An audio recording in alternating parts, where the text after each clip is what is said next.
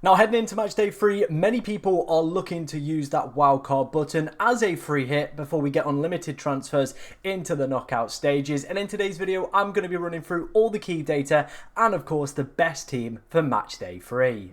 Now, before we dive into today's video, of course, if you do enjoy any of the content that you see on the channel, please be sure to like, comment, and subscribe, as it is massively appreciated by myself. And we are trying to hit 15,000 subscribers on the channel, and it would be amazing if we could hit that goal before the start of the new FPL season. Before we head into the draft itself, let's take a look at some of the key data you need to be identifying for this upcoming week. And as you can see on screen right now, we have got the data from 11ify. As always, there is a link to their amazing website in the description if you want to go and check it out for yourself. Obviously, they did put this together a few weeks ago, and some things might have changed, so we will also be looking at the betting numbers as well to kind of give you the best overall interpretation of match day 3, the teams you need to be targeting, and then of course we'll dive into our team based off of these numbers that we have found here. So let's start off first then with those projected goal numbers. It's actually got Chelsea top. I do think Boca Juniors probably will be top, looking at the bookmakers markets,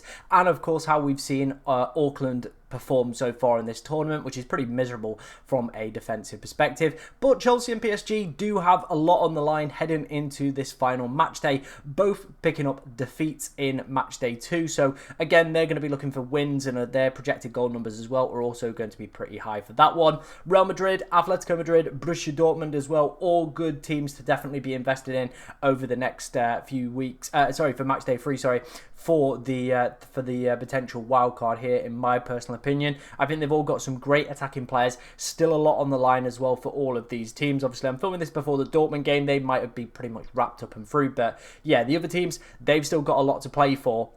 And Atleti's group as well might actually come down to overall goal difference, so they might actually go and have to be heavy scoring in this fixture against Botafogo, who, by the way, are no mean feat. By the way, let's not rule them out. They're still a really good side. So even though the projected goal numbers are suggesting that it should be a good win for Atleti, Botafogo have definitely surprised a few in this tournament so far. In terms of the clean sheet numbers then, we're seeing a big kind of lead there for Boca Juniors at 72%. The bookmakers, I think, have it around 80% as well, which is absolutely ridiculous. So definitely going to be looking to at least have one Boca Juniors defender. Chelsea's numbers are pretty good as well, with a easy match day 3 fixture. So people like Levi Colwell under 5%, definitely going to be looking at him for that scouting bonus. PSG needing the win, very good attacking side. Hakimi, Mendes, Pacheco, I still believe is under 5%, could all be absolutely valuable pickups as well. Dortmund obviously still waiting to see how their fixture gets on tonight.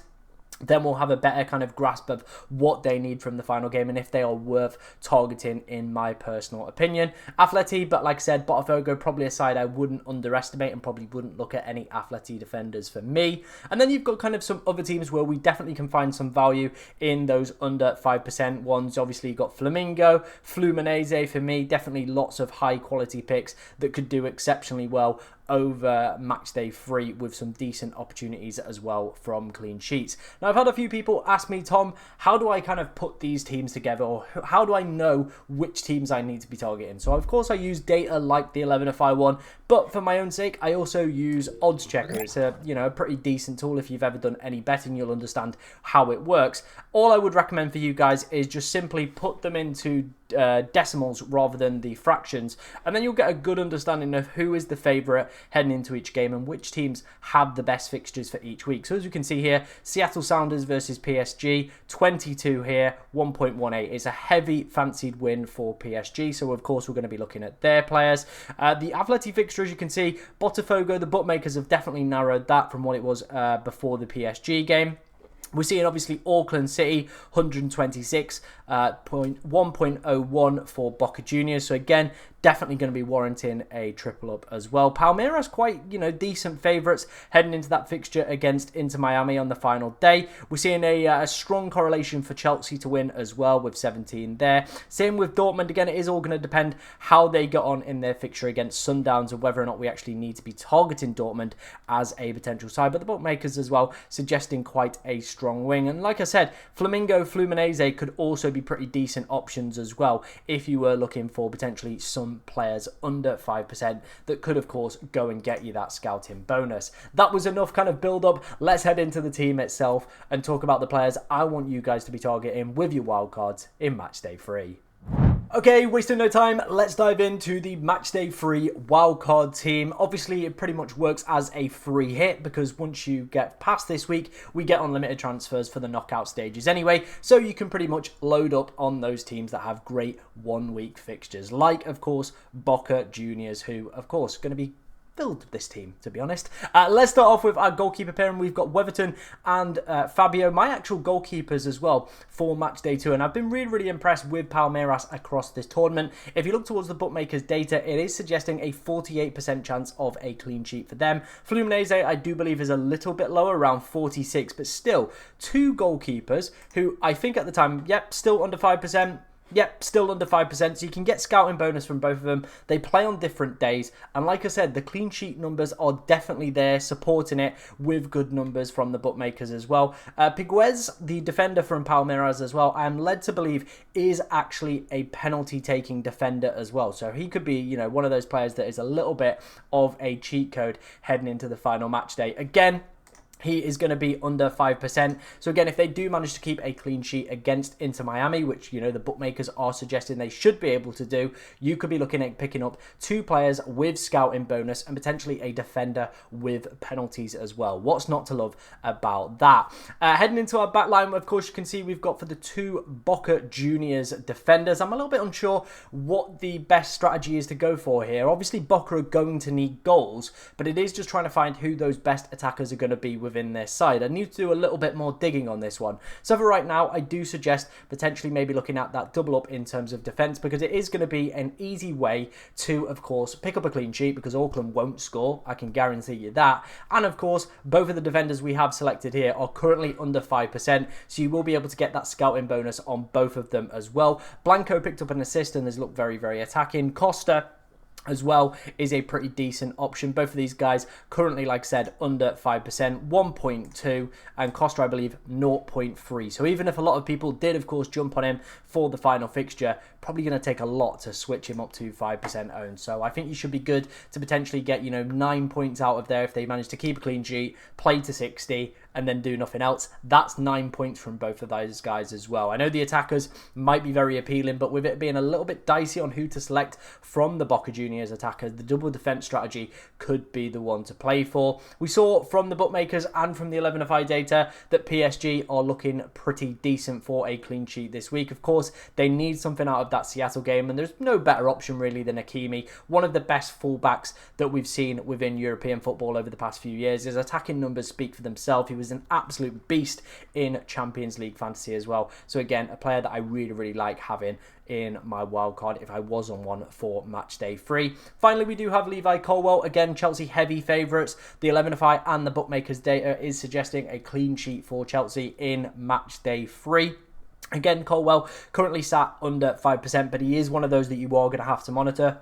I do think if he switches to above 5%, I probably would switch off him. I would look towards other defenders, because I do think that is the play, especially with these teams that are, you know, fancy to go and get clean sheets. Try and find ones that have players under that 5%. You get an additional 2 bonus just for them doing the basics. That is pretty easy and a great way to, of course, go and get some points. Let's head on then into the midfield. We're going to start off first with Pedro Neto, who's having an absolutely great tournament here at the Club World Cup out in America. So yeah, you know, 2 goals so far, played 90 minutes in both games. Chelsea need a result in this final game. We saw from the bookmakers and the projected goals where they were top on the 11FI model.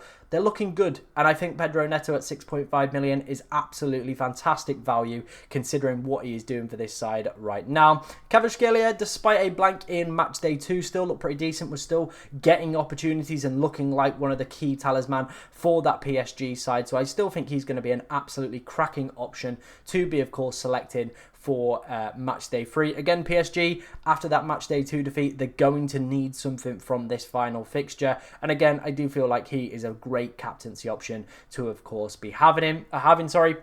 Then we've got Enzo Fernandez, a goal in matchday 1 off the bench, a blank in matchday 2. But again, as we saw with the Chelsea kind of numbers, they are projected to do quite well against the Tunisian side on the final match day. So again, we're going for that double Chelsea attack. Obviously, you know, there's people suggesting maybe where's Cole Palmer? Why have you not selected Cole Palmer within this side? Cole Palmer hasn't scored in open play in 27 games. Just going to put that out there. Hasn't scored in open play in 27 games.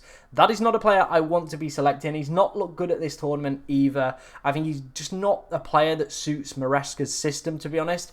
And yeah, he's maybe having a little bit of a confidence issue. So I'm going to actually avoid him on the wild card. I think Neto and Fernandez are much better options who are in form, scoring goals, getting points for fantasy teams. Whereas Palmer, there's a big price point and he's just not quite delivering at the moment. Mora at 4.2 is just a nice cheap enabler.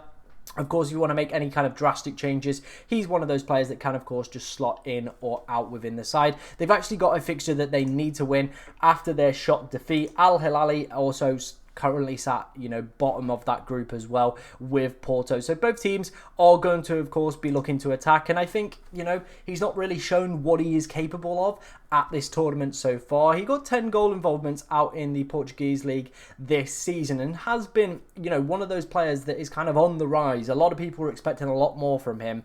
Just hasn't quite worked out for him so far at this tournament. But I think this last fixture, both teams going to be looking for the win. Could be a lot of room for him to, of course, explode, show his dribbling ability and kind of hopefully get some attacking returns for managers as well. Next up is going to be a player that's not played any minutes so far in the Club World Cup. And of course, if it's looking likely that he's not going to be featuring or still not fit, I would, of course, maybe suggest looking at Bradley Barcola or Doué as well for Dembele. But there are reports coming out of France that he is back in training and should be available to select for match day 3. Sorry, I nearly said match day 10. I was looking at his price point. But yeah, Dembele could be an absolute cheat code as well. His ownership's still quite high. A lot of obviously dead teams that selected him match day 1 haven't removed him. So, you know, he's not one of those big differentials, but still amongst the active player base could be an absolute cheat code that, you know, a lot of people won't be able to get access to because of the price point that he's at. So if he's starting for match day 3, up front for PSG, who need to win, by the way, this final game, yeah, I'm liking the looks of Dembele as a potential option. I'm thinking about it for myself and my own team as well. How do I kind of crowbar Dembele into my side? I'm looking for ways to do it because if he is available, playing up front, PSG need win, PSG need goals.